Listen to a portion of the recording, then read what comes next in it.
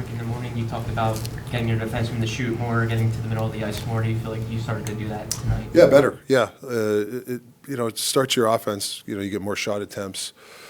It'll start to push forwards to the net. We wanted to play some interior game, so yeah, it was good. There was obviously some ambiguity over Tyson Foerster's health coming into the season. How encouraged are you that at least so far, it almost looks like he's ready to take his offensive game in another gear here? Yeah, he's such a smart player. He's all situational guy. He's got a hell of a shot. There's a couple of goals where it's those are elite shots. So yeah, he's just got to make sure we manage him. But he's done a really nice job. Are you still managing that with health? Well, he's doing stuff, rehabbing every day and stuff. And we got to make sure we manage his practice time and stuff like that. But I think he's good so far. Rick, Tyson Foerster or Owen Tippett's off to a hot start. What parts of his skill set do you think have guided him to play this well so far? Power forward type of guy. The short time I've been here in this coaching staff, he's been a pleasure to coach. Like he's been in the room, he's asking questions, he's in the video room, he's taking the information, and he's really taken a hold, even like a leader type of role. So that's what I see. I don't know what happened in the past, but he looks like a guy that's dialed in.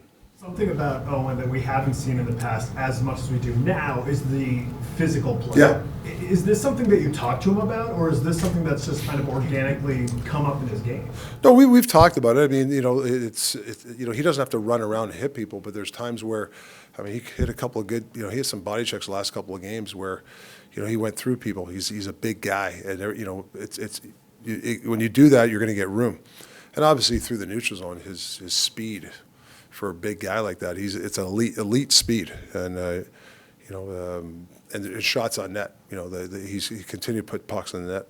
It's been a bit of a struggle to find another line to complement that Cates line. But do you think you may have stumbled upon something with this Couturier, Tippett, Konechny trio? Yeah, I like them tonight. It was I think Tip helps those guys a lot. But yeah, I thought that was a good line for us.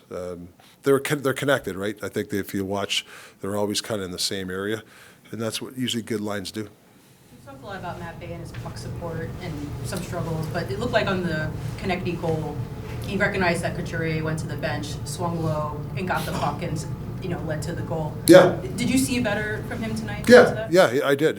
Listen, he's chipping away at his game, and that's all we can ask for. And I thought there was another, we're looking at inches for players. That's another inch for him and other guys too. So yeah, he made some nice plays. He's starting to skate a little bit more north and stuff like that. But he makes a high level play to Zamula and then backdoor to TK. He makes that play. That's the time when you're an option. You skate, you make everybody dry, then you make a play. It's when you don't move the structure, then he throws it in the middle. I think there's a difference, and I think he's starting to learn the difference. Did you make any changes on the power play plan, or did you just have better execution tonight? Well, we wanted to give him a couple breakaways and a 2-on-1 to loosen him up, and then we started to go. No, it's obviously it was a little hairy there. We weren't too happy with it early, but obviously, the play, the Zegras shot to York was something we talked about in the pre-scout, and it took us the third power play to get it, but it was good. That was a nice play. Got to give him credit. You gave Dan Vladar a second consecutive star. How did you evaluate his performance? He's really good. Seeing the puck, looks really good. He's given us a chance to win every night he's been in the net. He's dialed in right now. Going back to that power play you're referencing, Yeah. How much does that flip the game when they have two golden opportunities, don't score, and then you guys score immediately after? It's huge because when teams get shorthanded goals, it deflates the team, right? Right, the bench is deflated, the coach is pissed. It's not. You don't want to give those type of chances up. So, but like I said, we hung in there, and then we get a couple of goals. That's big.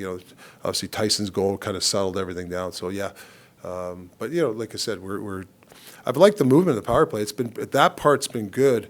It's just the execution is the next part for us.